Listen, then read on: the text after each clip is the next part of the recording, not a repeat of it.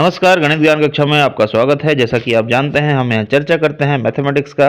अभी पढ़ रहे हैं क्लास 10th एनसीईआरटी मैथमेटिक्स, जिसमें हमने एक्सरसाइज 2.1 देखा था, जिसमें पोलोनोमियल्स के विषय में यहाँ पे क्वाड्रेटिक इक्वेशन। नॉर्मली देखिए, क्वाड्रेटिक इक्वेशन में होता क्या है कि एक इस तरह से एक्सप्रेशन होता है जिसमें इंडेक्स 2 यानी मैक्सिमम पावर 2 का एक कोई एक्सप्रेशन है। इस तरह से स्टैंडर्ड इक्वेशन जो मैक्सिमम पावर 2 का रहेगा वो क्या रहेगा, एक तो पावर 2 वाला अगर वेरिएबल x है तो एक पावर 2 वाला कोई x का रहेगा, यानी एक्स स्क्वायर का एक टर्म होगा, एक आपका x का टर्म होगा और एक आपका कांस्टेंट c होगा। तो यहाँ पे देखिए कांस्टेंट a b c और x वेरिएबल को लेकर के अगर एक स्टैंडर्ड इक्वेशन हम एज्यूम करें तो वो इक्वेशन हो सकता है कि ax square plus B x और प्लस सी हो जाए। और इसको इक्वेशन बनाना है तो इतना इज इक्वल टू जीरो हो सकता है, plus C is equal to zero. अगर सी कुछ भी होगा तो उधर का टर्म एक साइड ले आएंगे, लेफ्ट साइड, तो plus constant is equal to zero हम लिख सकते हैं।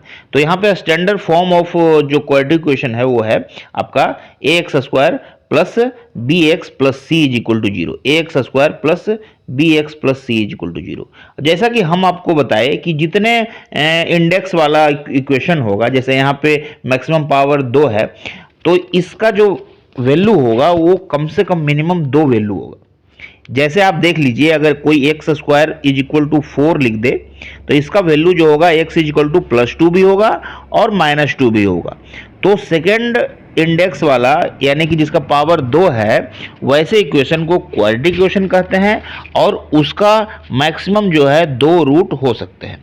अगर इस इक्वेशन से हम उसका कंपैरिजन करें, a x square plus B x और plus C is equal to zero, इस इक्वेशन से अगर हम कंपैरिजन करें a x square plus B x plus C is equal to zero, अगर इसके 2 रूट जो हैं मूल अल्फा और बीटा हो जाए तो आप ध्यान दीजिए, इसका वेरिएबल x है, यानी कि x माइनस अल्फा जो होगा, x minus alpha is equal to zero जब होगा तभी x is equal to alpha होगा ना।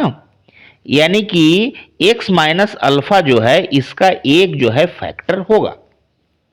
आप याद रखिए, जब पोलिनोमियल में हम पढ़े थे कि P X is equal to कुछ भी x square plus 2x plus 3 कुछ भी होता था, तो इसका एक फैक्टर अगर x माइनस 3 होता था, इसका मतलब है कि P3 जीरो होगा तभी हो पाएगा।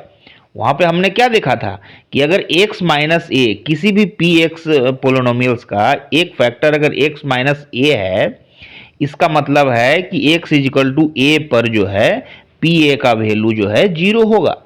सेम टू सेम था। अब यहाँ पे हम क्या बोल रहे हैं कि स्टैंडर्ड इक्वेशन जो a x square plus B x plus C is equal to zero है, इसका एक जो है रूट वो अल्फा है, दूसरा रूट बीटा है, 2 रूट है।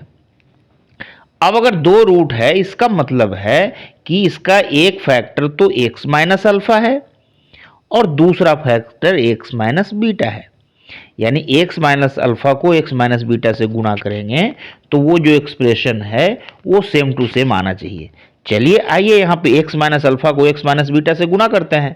अब देखिए, अगर x माइनस अल्फा गुणा x माइनस बीटा हम अगर लिखते हैं तो इसको गुणा करने के बाद क्या आएगा, एक्स स्क्वायर और माइनस अल्फा और प्लस बीटा है तो माइनस अल्फा और बीटा दोनों को सम्मिलित रूप से और x, और फिर अल्फा भी माइनस में बीटा भी माइनस में, दोनों गुना होगा तो अल्फा इंटू बीटा। ये आपका इक्वेशन आ जाएगा। अब अगर इस इक्वेशन से तुलना कर लें a x square plus B x plus C is equal to zero से, तो देखिए यहाँ पे एक्स ए कॉमन ले लें तो X square plus B by A X और प्लस सी बाई ए और ए कॉमन, इस तरह से इतना इज इक्वल टू जीरो। अब यहां देखिए एक्स का गुणांक जो है बी बाई ए हो गया और बी बाई ए किसके बराबर हो जाएगा, अल्फा प्लस बीटा का। तो अल्फा प्लस बीटा क्या हो जाएगा आपको, minus alpha plus beta b by a, यानी alpha plus beta minus b by a. ये हमने पिछले वीडियो में चर्चा कर चुके हैं। Alpha into beta equal to c by a. यानी कि अगर एक स्टैंडर्ड इक्वेशन आपका इस प्रकार से है, a x square plus B x plus C is equal to zero, तो इसके जो रूट होंगे उसका जो योगफल होगा वो होगा माइनस बी बाई ए, और रूट का गुणनफल जो होगा, प्रोडक्ट ऑफ रूट, वो होगा c बाई ए। हम बिना रूट निकाले उसके योगफल और गुणनफल को निकाल सकते हैं। ये आपका दिखाता है कि किस तरह से रूट्स जो हैं, क्वाड्रेटिक इक्वेशन के जो रूट्स हैं वो उसके कांस्टेंट टर्म्स, यानी ए बी और सी, यहाँ पे एक्स वेरिएबल है और ये कांस्टेंट टर्म है ए बी सी, तो कांस्टेंट टर्म से किस प्रकार से उसके रूट्स संबंधित होते हैं। तो ये हो गया alpha plus beta equal to minus b by ए और alpha into beta c by a. इस चीज को यहाँ पे हम ध्यान में रखेंगे। अब यहाँ पे क्वेश्चन नंबर 1 में जो आपको दिया गया है, ये दिया गया है कि देखिए आपके सामने एक इक्वेशन है, इस प्रकार से एक एक्सप्रेशन है। अब इसका आपको निकालना है find the zeros of the following quadratic polynomial. इसको अगर हम फैक्टर इसका निकाल सकें तो निकाल लेंगे। अब देखिए x square minus 2x minus 8 है, इसका फैक्टर अगर 3 टर्म है तो फर्स्ट टर्म और लास्ट टर्म को गुणा करते हैं तो 8 आ गया। फर्स्ट टर्म एक है यहाँ पे 1x square, x square means 1x square, तो 8 को -2 लाना है। तो 8 का देखिए 4 दूनी 8 और 4 में से 2 अगर घटा देते हैं तो -4 में से अगर 2 जोड़ देते हैं -4 में तो -2 आ जाएगा। तो यहाँ पे हम करते हैं x square -4x plus 2x ऐसे लिखेंगे और -8 इसको लिख सकते हैं। बीच वाले टर्म को -4 और +2 में हमने तोड़ दिया। अब अगर यहाँ पे कॉमन लेना शुरू करेंगे तो x इंटू एक्स -4, फिर दूसरे में क्या कॉमन लेंगे तो +2 इंटू एक्स -4। इस तरह से आपका x प्लस 2 और x -4 दो फैक्टर हो जाएगा इसका। तो इसका पहले फैक्टर निकालिए x प्लस 2 और इंटू एक्स -4। अब इसका जो है जीरोज वो क्या होगा, देखिए 2 हो जाएगा, -2 हो जाएगा और यहाँ पे आपका 4 हो जाएगा। अगर यहाँ पे find the zeros of the following तो -2 और +4 हो गया। इसी तरह दूसरे इक्वेशन का भी यहाँ पे अगर इसका हम करेंगे तो देखिए a square -2ab plus b square पे आराम से आ जाएगा, ए 2s का होल स्क्वायर हो जाएगा, ये -2 इंटू 2s इंटू 1 और ये +1 स्क्वायर, तो ये -b का होल स्क्वायर यानी 2s माइनस 1 का होल स्क्वायर हो जाएगा, यानी कि इसका s इक्वल टू 1/2 हो जाएगा। दोनों वैल्यू बराबर होगा, दोनों 1/2 के दो वैल्यू होगा लेकिन दोनों वैल्यू बराबर होगा, दोनों 1/2 के बराबर होगा इस तरह से। तो इस तरह से आप सारा जैसे आप लगे अच्छा इसके गुणनखंड मेथड से भी, फैक्टर मेथड से, और फिर इसका दूसरा तरीका है जो है कि पहले d निकालिए, d होता है बी स्क्वायर माइनस 4ac। सारे इक्वेशन को आप इससे कंपेरिजन कीजिए, X square plus B x plus C is equal to 0 और A B C find out कीजिए कि क्या है।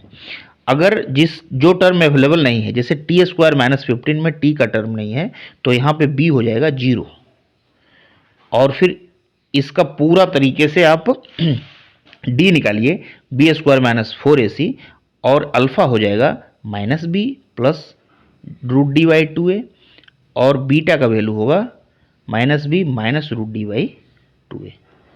तो इस प्रकार से दो वैल्यू आपको मिल जाएंगे।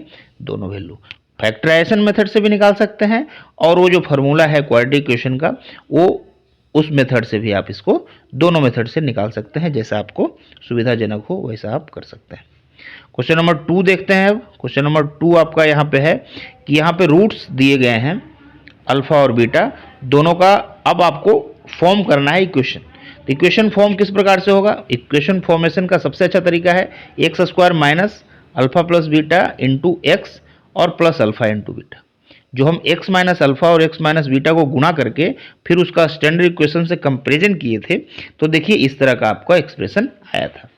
अब इसका x अल्फा प्लस बीटा और alpha minus alpha into beta आप निकालिए और उसका रूट फॉर्म कीजिए। जैसे देखिए अल्फा प्लस बीटा आपका क्या आ गया, 1/4 को उससे जोड़ दिया हमने तो ये आ गया आपका -b/a और अल्फा इंटू बीटा क्या आ गया, c/a और दोनों को इस पे पुट कर दिए, a b c सब हमारा यहाँ पे आ गया। तो इस तरह से देयरफॉर द क्वाड्रेटिक इक्वेशन इतना, यहाँ पे क्वाड्रेटिक इक्वेशन हम लिख सकते हैं कि x square minus alpha into alpha plus beta into x और प्लस अल्फा इंटू बीटा। आगे हम क्वेश्चन नंबर 3, 4 देखेंगे। तब तक के लिए नमस्कार।